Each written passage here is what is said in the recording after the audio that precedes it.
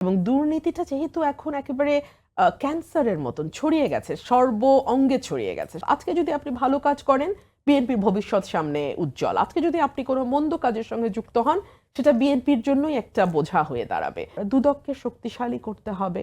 রাষ্ট্রের যেই প্রতিষ্ঠানগুলো আছে, পুলিশ বিভাগ এবং বিচার বিভাগ, একেবারেই স্বাধীনভাবে তাদেরকে চলতে দিতে হবে। সামনে যে নির্বাচন হবে, স্বাভাবিকভাবেই সেই নির্বাচনে আপনার দলের একটা ভালো করার সম্ভাবনা আছে এবং আমরা কিন্তু ইতোমধ্যেই 15 বছরের লুটপাটের একটা চিত্র দেখেছি। প্রথম প্রশ্ন হচ্ছে যে যদি সামনে যে গণতান্ত্রিক সরকার আসার সম্ভাবনা তৈরি হয়েছে, সেই সরকারের লুটপাট বন্ধে কিংবা এই ধরনের দুর্নীতি বন্ধে কী ধরনের পদক্ষেপ নেওয়া উচিত এবং যেই দুর্নীতিগুলো হয়েছে সেগুলোর বিচার করার ক্ষেত্রে তাদের ভূমিকা কিভাবে আসলে তৈরি হতে পারে? দেখুন, আমাদের শুরু থেকেই কিন্তু আমরা বলে আসছি যে আমরা পুরো রাষ্ট্র কাঠামোর একটা পরিবর্তন আনবো, রাষ্ট্র মেরামত এবং সংস্কারের কাজে হাত দেব। এটি যে আমরা এখন বলছি বা 3 মাস হলো বলছি তেমনটি নয়, গত 2 বছর ধরেই 2-3 বছর ধরেই কিন্তু আমরা বলে আসছি।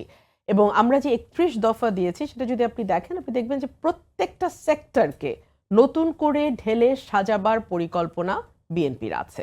এবং দুর্নীতিটা যেহেতু এখন একেবারে ক্যান্সারের মতন ছড়িয়ে গেছে, সর্ব অঙ্গে ছড়িয়ে গেছে, সারা শরীরে ছড়িয়ে গেছে, ডেফিনেটলি পরবর্তী যে সরকার আসবে, যদি বিএনপি জনগণের ভোটে সরকার গঠন করে, এটা একটা বড় চ্যালেঞ্জ হয়ে দাঁড়াবে বিএনপির জন্য, এই দুর্নীতিটাকে কমিয়ে নিয়ে আসা।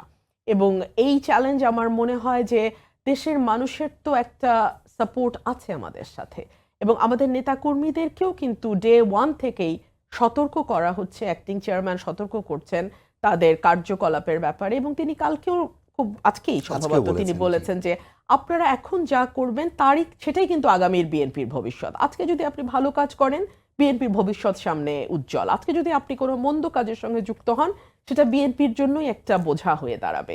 তো কর্মীরাও 17 বছরে নানানভাবে নির্যাতিত হয়েছে, জেল জুলুম থেকে শুরু করে হয়রানির কোনো অন্ত ছিল না আমাদের এক একজনের জীবনে। যারা দেশে ছিল আমরা জানি যে আমাদের এক একটা দিন, এক একটা রাত আসলে কত দীর্ঘ ছিল। তো আমাদের প্রত্যেকেই আমরা আমাদের যার যার জায়গা থেকে যার যতটুকু সাধ্য, আমরা কিন্তু আমাদের কর্মীদেরকেও একই কথা বলছি। টপ থেকে যেই কথা যাচ্ছে সেই একই কথা কিন্তু আমরা একেবারে তৃণমূলে ডিসিমিনেট করছি, ছড়িয়ে দিচ্ছি। তো আমরা মনে করি যে এক ধরনের সচেতনতা তো তৈরি হয়েছে সব জায়গায়, এখন এটাকে কাজে পরিণত করা। দুদককে শক্তিশালী করতে হবে। রাষ্ট্রের যেই প্রতিষ্ঠানগুলো আছে, পুলিশ বিভাগ এবং বিচার বিভাগ, একেবারেই স্বাধীনভাবে তাদেরকে চলতে দিতে হবে। কোনো দলীয়করণের মধ্যে, দলীয় দৃষ্টিভঙ্গির মধ্যে যদি আপনি প্রশাসনকে এবং পুলিশকে বিশেষ করে আটকানোর চেষ্টা করেন, বিচার বিভাগকে কোনো না কোনোভাবে ইনফ্লুয়েন্স করার চেষ্টা করেন, তার একেবারে সরাসরি ভিকটিম কিন্তু হয় দেশের সাধারণ মানুষ। তো সেই জায়গাগুলোতে ডেফিনেটলি পরবর্তী সরকার বিশেষভাবে নজর দিবে। কারণ আমরা দেখেছি জুডিশিয়ারিকে কিভাবে ব্যবহার করা হয়েছে। দেখুন, জুডিশিয়াল করাপশন বাংলাদেশে পাকাপোক্তভাবে একেবারে স্টাবলিশ করেছে গত 15 বছরে আওয়ামী লীগ সরকার। জুডিশিয়ারিতে কিন্তু এরকম নেকেড করাপশন কখনো ছিল না, কারণ আমরা প্র্যাকটিস করেছি তো 2000 সাল থেকে 2004 সাল থেকে। সো গত 20 বছর ধরে আমরা আদালত পাড়ায় হাঁটাহাঁটি করি।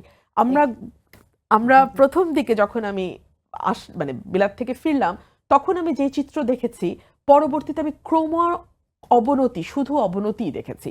সো এই জুডিশিয়ারিকে যদি আপনি করাপশনের বাইরে রাখতে চান, প্রথমেই জুডিশিয়ারিকে দলীয়করণ মুক্ত করতে হবে, জুডিশিয়ারির ইন্ডিপেন্ডেন্সটা এনশিওর করতে হবে। জুডিশিয়ারির নিয়োগ, বদলি, পদোন্নতি এবং রিমুভাল যদি থাকে আইন মন্ত্রণালয়ের হাতে, কখনোই আপনি জুডিশিয়ারিকে ইন্ডিপেন্ডেন্ট করতে পারবেন।